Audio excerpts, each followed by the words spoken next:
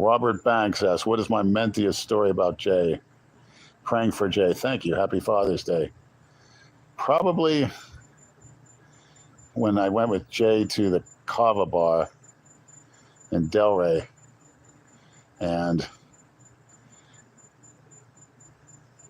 we were talking to girls and laughing, and he would say something out loud like, so the whole place could hear, Lenny, wouldn't it be funny if you brought a tranny here and blew her in front of all these girls? And he bought me a big kava drink, and I took 1.4. I was taking that too, and I was just smashed. And just sitting back and laughing, and him saying those disgusting, foul stories in front of girls and everybody else. And, everyone's afraid of him. He's like, big as hell at the time. And the girls just started laughing like crazy.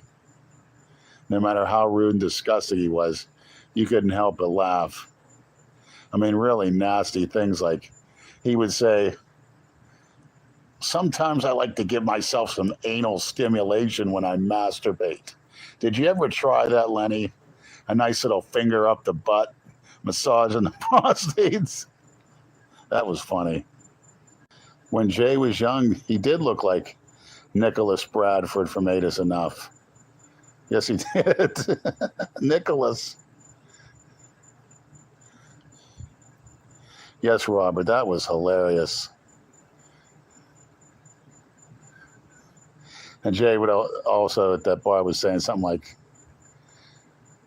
he says, when my stomach gets so distended, it seems to engulf my cock to where I have trouble pissing and pulling it out to masturbate. Imagine saying that out loud like that in front of a group of girls.